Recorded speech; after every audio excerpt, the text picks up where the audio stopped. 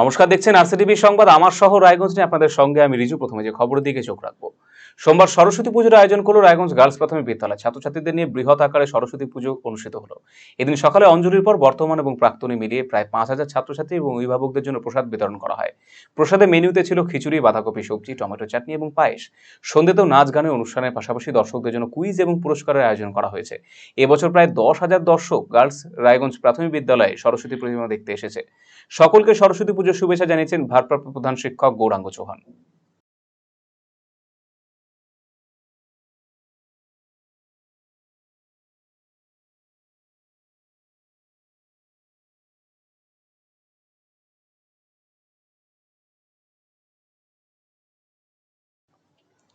বসন্ত পঞ্চমীতে সরস্বতী পুজো উপলক্ষে বিভিন্ন প্রতিষ্ঠানের পক্ষ থেকে সাংস্কৃতিক কর্মকাণ্ডের আয়োজন করা হলো। একইভাবে নিজেদের দীর্ঘদিনের ধারা বজায় রেখে রায়গঞ্জের নন্দন ফাইন আর্ট স্কুলেও এই উদ্যোগ গ্রহণ করা হয়েছে। সরস্বতী পুজো উপলক্ষে রবিবার রাতে নন্দন ফাইন আর্ট স্কুলের পক্ষ থেকে চিত্রকলা এবং হস্তশিল্প প্রদর্শনী আয়োজন করা হয়। রায়গঞ্জে মিলনপাড়া অবস্থিত প্রতিষ্ঠানের কার্যালয়ে এই আয়োজন করা হয়েছে। এই দিনে অনুষ্ঠানে উপস্থিত ছিলেন রায়গঞ্জের মহকুমা শাসক কিংসুক মাইতি, অধ্যাপক সুকুমার বারুই, বণিক সভার প্রতিনিধি অতনুমুন্দু লাহিড়ী, বিশিষ্ট মৃৎশিল্পী ভানুপাল সহ অনেকে। এই উপলক্ষে একটি সাংস্কৃতিক অনুষ্ঠানের আয়োজন করা হয়। উদ্যোক্তারা জানিয়েছেন এবারে তাদের প্রদর্শনী 35তম বর্ষে পদার্পণ করেছে। 3 দিন ব্যাপী চলবে প্রদর্শনী। সকলকে আসার আমন্ত্রণ জানিয়েছেন তারা।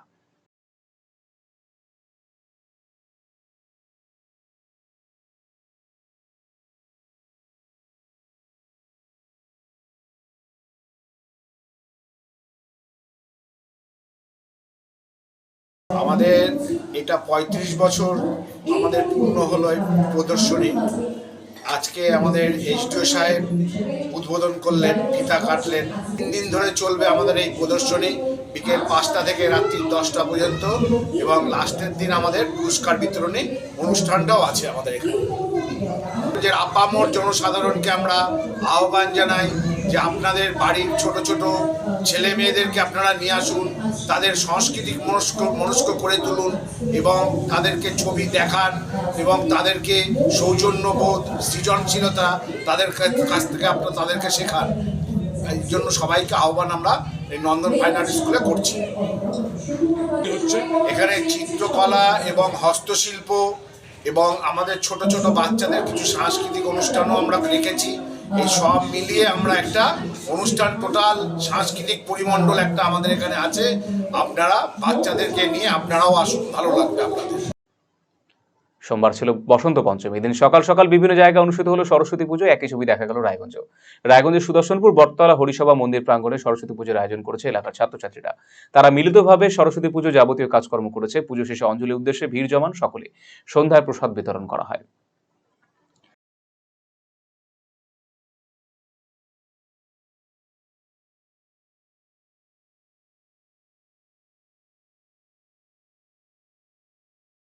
আমরা হলো এবার প্রথমবার পূজা করছি দাদাদের সাথে। আগেও আমরা পূজা করছি ছোটো করে, কিন্তু এবার একটু বড় করে পূজা করা হচ্ছে সুদর্শনপুর পরিষেবা বটতলা থেকে।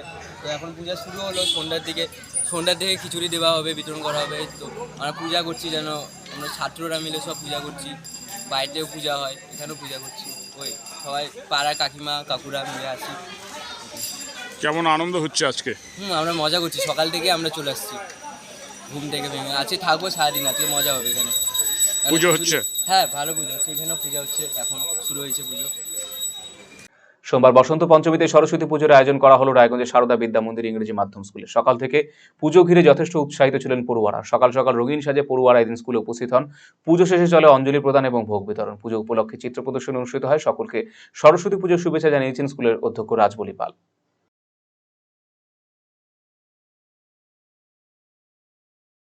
প্রতি বছরই আমাদের ছাত্রছাত্রীরা বিদ্যার দেবী মা সরস্বতীর পুজো করে থাকে। আজকের দিনে আমরা সমস্ত অভিভাবক, অভিভাবিকা তথা পাড়া প্রতিবেশী যে কেউ আসুক, মা সরস্বতীর প্রসাদ না নিয়ে কেউ যান না। এখানে প্রায় 4,500 থেকে 5,000 অভিভাবক, অভিভাবিকা বা ছাত্রছাত্রী সকলে মিলে প্রসাদ গ্রহণ করেন।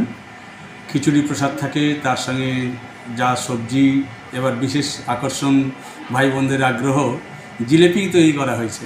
তারা খুব আনন্দ সহকারে আজকে প্রসাদ গ্রহণ করছে। সরস্বতী পূজার পাশাপাশি যা কিছু দেখেছেন, আলপনা, ডেকোরেশন, তারা ছাত্রছাত্রীরাই করেছে।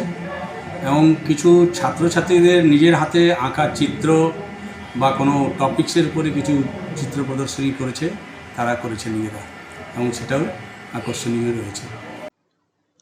সরস্বতী পুজো উপলক্ষে বিশেষ কর্মসূচি গ্রহণ করল রায়গঞ্জের সন্ধ্যা আর্ট অ্যান্ড মিউজিক কলেজ। সোমবার রায়গঞ্জের তুলসীতলায় এই কলেজের পক্ষ থেকে একটি চিত্র প্রদর্শনী আয়োজন করা হয়। প্রধান উদ্যোক্তা বাপ্পা দেবনাথ বলেন, এদিন রায়গঞ্জ শহরের বিভিন্ন প্রান্তে ভ্রাম্যমাণ চিত্র প্রদর্শনীর আয়োজন করেন তিনি।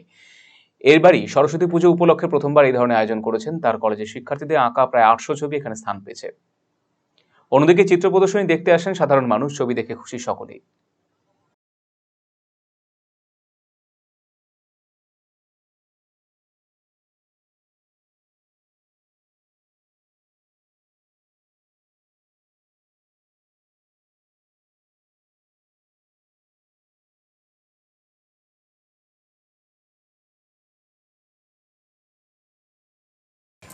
আমার স্কুলের নাম হচ্ছে সন্ধ্যা আর্ট অ্যান্ড মিউজিক কলেজ।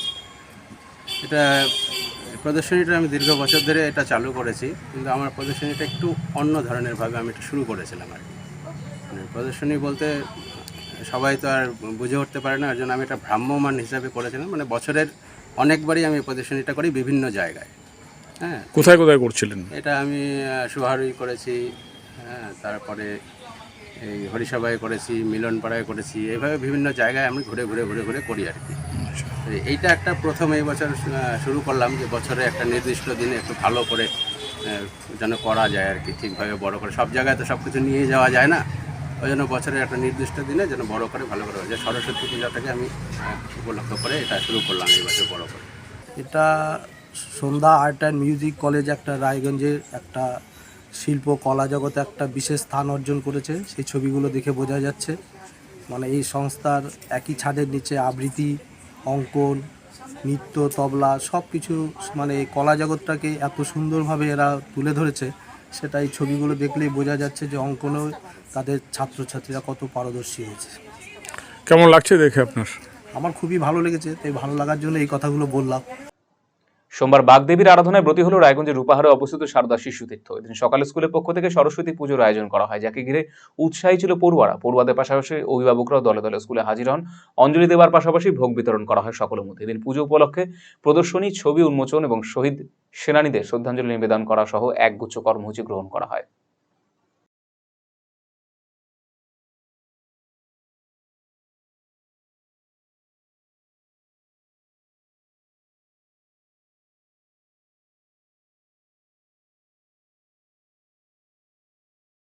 আমাদের বিদ্যাভারতীর বিদ্যালয় শারদা শিশু রূপাহার, আমাদের আজকে বাগদেবী মা সরস্বতীর আরাধনায় আমরা ওইখানে নেমেছি।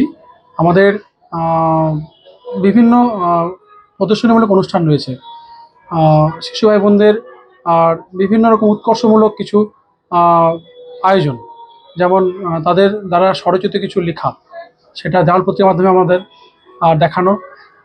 শিশু বাটিকা নামে একটা আমাদের আয়াম আছে, তার ছবি গোটা বছর আমরা কারিকুলাম যা করি, তার ছবি উন্মোচন। আমাদের ভারত ভারত ভারত মাতার পুত্র শহীদ আর সেনাদের উদ্দেশ্যে আমাদের শ্রদ্ধাঞ্জলি রয়েছে। আমাদের বিভিন্ন সৃজনশীল বৃদ্ধির লক্ষ্য নিয়ে ভাই বোনেদের বিভিন্ন হাতের কাজ, তার প্রদর্শনী রয়েছে। এছাড়া সৃজনশীল বৃদ্ধির লক্ষ্য নিয়ে আমাদের বিভিন্ন বিষয়ভিত্তিক তাদের এক্সিবিশন, যেমন বাংলা, ইতিহাস, বিজ্ঞান, জিকে এবং আমাদের শিশু বাটিকার বিজ্ঞান প্রয়োগশালা নামে একটা আমাদের আয়াম আছে তার উপরে। এছাড়া আমাদের কিছু স্পট কুইজ, তারও আয়োজন করা হয়েছে। রায়গঞ্জে পশুপ্রেমী সংস্থার সদস্যরা আস্ত অজগর সাপ উদ্ধার করলেন কালিয়াগঞ্জে আস্ত অজগর সাপ ঘিরে চাঞ্চল্য। সোমবার বিকেলে ঘটনাটি ঘটেছে শহরের নেতাজি পল্লীর মিস্ত্রিপাড়া এলাকায়। এখান থেকে উদ্ধার হল 6 ফুটের বামিজ পাইথন বা অজগর সাপ। যাযাবর জনজাতির এক ব্যক্তি সাপটি গলায় পেঁচিয়ে ঘুরে বেড়াচ্ছিল এবং লোকজনের থেকে টাকা তুলছিল। সেখানকার কিছু সচেতন মানুষ এটি দেখতে পেয়ে ব্যক্তিকে জিজ্ঞাসাবাদ শুরু করে এবং উত্তর দিনাজপুর পিপল ফর অ্যানিমেলসের কালিয়াগঞ্জ ইউনিটের সদস্যদের খবর দেয়। সংস্থার সদস্যরা সেখানে পৌঁছানোর আগেই যাযাবর লোকটি ভিড়ের সুযোগ নিয়ে সাপটিকে ছেড়ে পালিয়ে যায়।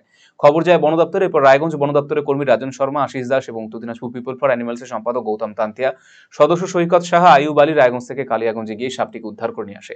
এভাবে রায়গঞ্জ বন দপ্তর এবং পশুপ্রেমী সংস্থা যৌথ উদ্যোগে অজগর সাপটিকে উদ্ধার করা সম্ভব হয়েছে। এই বার্মিজ পাইথন বা অজগর সাপ বন্যপ্রাণী সংরক্ষণ তালিকায় 1 নম্বরে রয়েছে। সাধারণ মানুষ সচেতন হয়েছে বলেই সাপটিকে উদ্ধার করা সম্ভব হয়েছে। উদ্ধার করা সাপটিকে বন দপ্তরের হাতে তুলে দেওয়া হয়েছে। অজগর সাপটির স্বাস্থ্য পরীক্ষার পর শিলিগুড়ি শুকনা বা মহানন্দার গভীর অরণ্যে ছেড়ে দেওয়া হবে, এমন জানানো হয়েছে বন দপ্তর সূত্রে। আজকে কালিয়াগঞ্জের নেতাজি পল্লীর মিস্ত্রিপাড়াতে এই যাযাবররা একটা অজগর সাপ নিয়ে খেলা দেখাচ্ছিল। তো সেখানকার সচেতন লোকজন তাকে আটক করে, কারণ লোকজন সেখানে জানে এটা বন্যপ্রাণী সংরক্ষণ আইনে নিষিদ্ধ কোনো সাপ নিজের কাছে রাখা, বিশেষ করে শিডিউল 1-এর একটা অ্যানিম্যালকে নিয়ে খেলা দেখানো নিষিদ্ধ। সেই সচেতন লোকজন আমাদের কালিয়াগঞ্জ ইউনিটের সদস্যদের খবর দেয়, তখন আমাদের কালিয়াগঞ্জ ইউনিটের সদস্যরা সেখানে পৌঁছায়।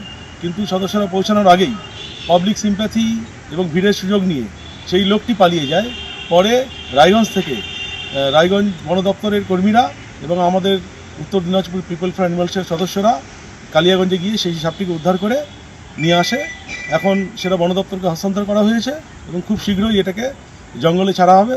এদিকে যেহেতু বার্মিজ পাইথন বা অজগরের হ্যাবিট্যাট নেই, এটাকে হয়তো শিলিগুড়ি, মহানন্দা বা শুকনা রেঞ্জে হয়তো ছাড়া হবে, এটা ডিএফও স্যার বলতে পারবেন।